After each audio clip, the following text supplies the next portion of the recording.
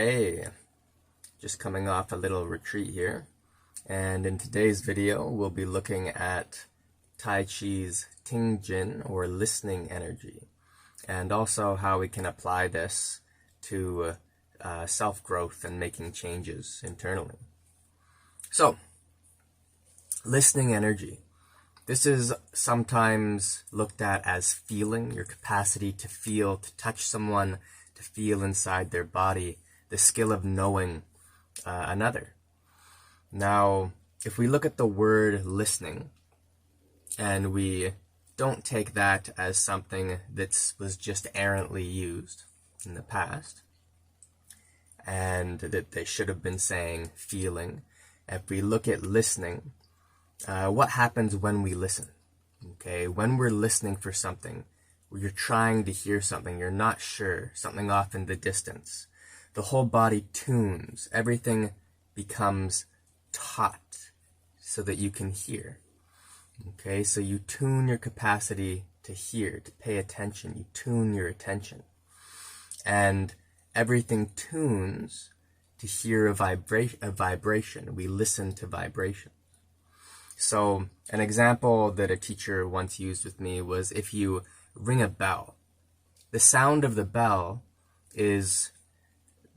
happens because of the shape of the bell, but it is the vibration happening within the substrate of the bell itself.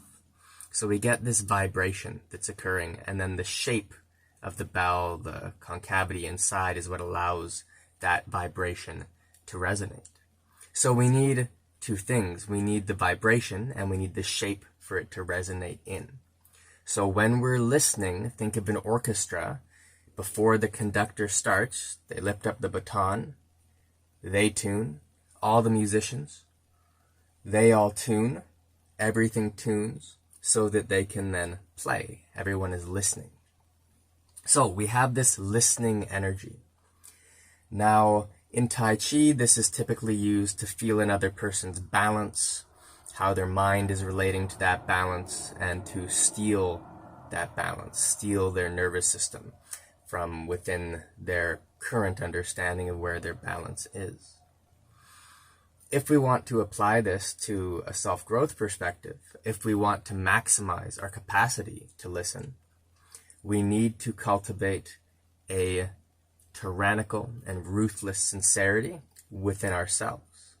We have to know ourselves, to listen to ourselves, to perceive the shapes and the vibrations that are taking place within us. And there'll be good vibrations, good shapes, good feeling qualities and habits that exist within, and there'll be very bad ones.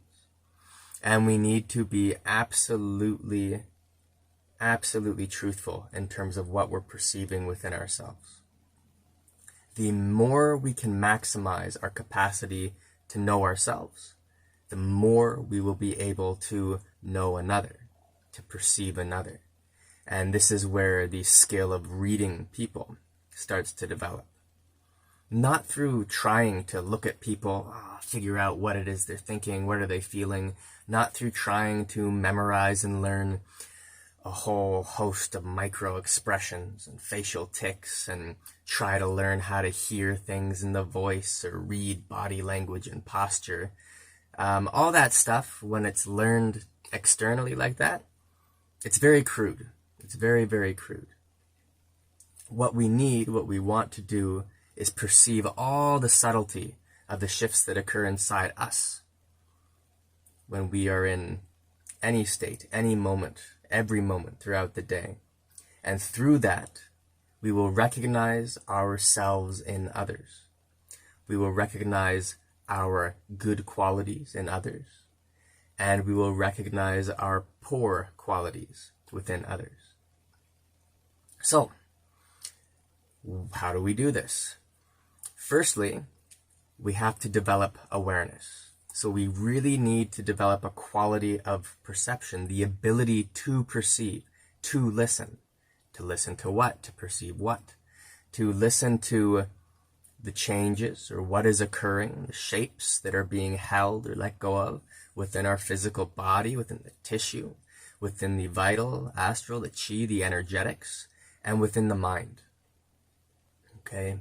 If we can perceive these layers of these bodies, these layers of our reality, then we can observe something that's clear. The conscious mind can know something clear, something definitive. So we need to be able to perceive. So step one, we have to cultivate our capacity for perception. Okay? Now, as we do this, especially when we're looking at what you might call the black traits of the black and white mirror of the soul, the negative qualities of ourselves that become evident to us, we have to do this in accompaniment with equanimity and with, well, it'll be a part of the equanimity where we won't sustain a negative self-image, sustain the damage of perceiving ourselves as terrible people. Okay?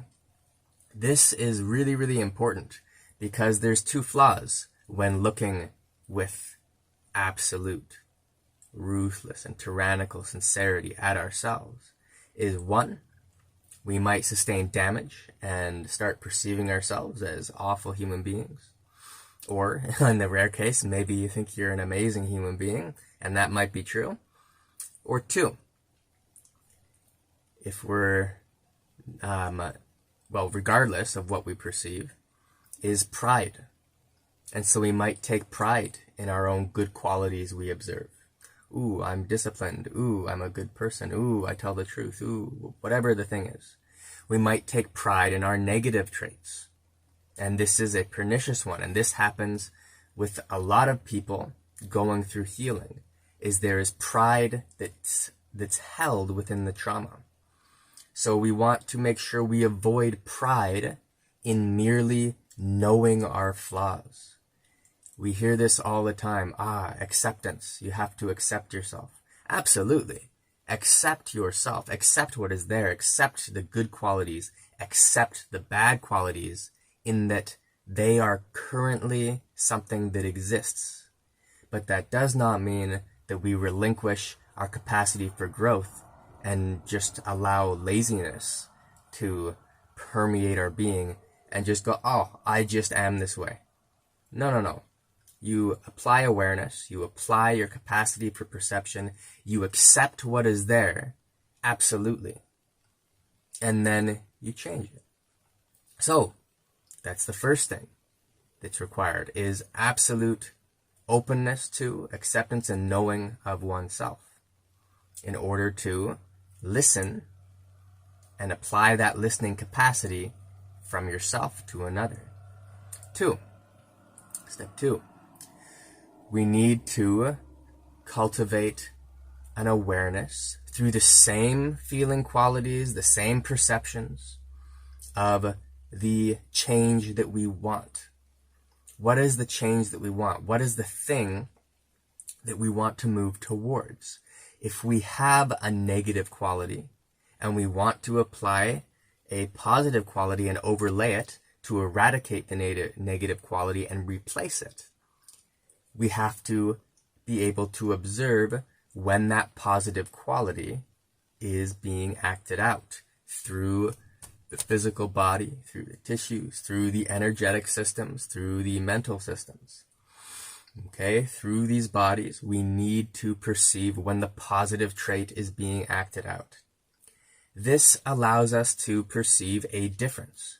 And it's a difference, the difference between knowing one thing and knowing another thing, that allows us to learn. This is what learning is. It is being able to differentiate one thing from another thing. When you learn anything new, absolutely anything, we have virtually no differentiation. Then we get one point of differentiation. And from that point, we can go, okay, the difference between this point and this point. All right. Then we start developing more and more points of differentiation within a topic or a field of study, a field of growth, development, whatever it is. Okay? So differentiation is super important. Which brings us to the third quality that is equally as critical to positive change taking place, and to that change taking place quickly, with ease. Okay? And that is feedback. If we can get feedback, direct feedback in the moment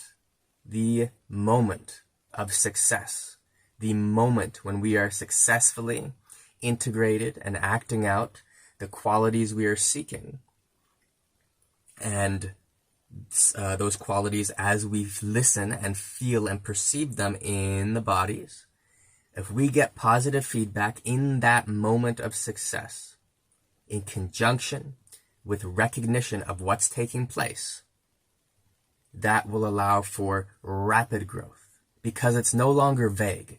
You can feel exactly what's happening. That differentiation we just spoke of, that's absolutely present within your awareness. Before, after. Don't want this, do want this.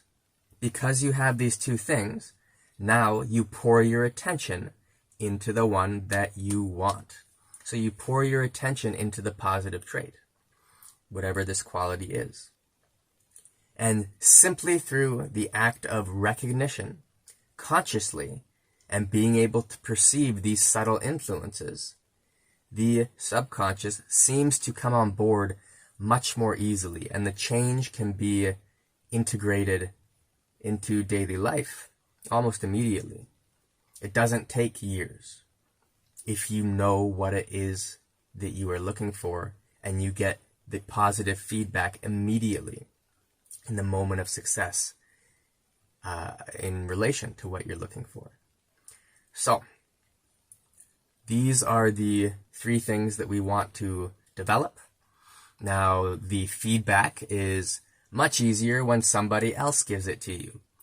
So if you are spending time with a teacher or with anybody who knows the quality that you're looking for and can tell you when you have it, and you've cultivated perception, you are well on your way. Now, this was brought up. I was down in Mexico having some really good chats with my friend Harley, and there was a topic we kept discussing. It was coming up in conversation quite regularly in relation to my own growth, and he'd had this conversation with many people in the past, and we were out at dinner one day, and he was like, okay, that thing we were talking about, you're doing it now, right now.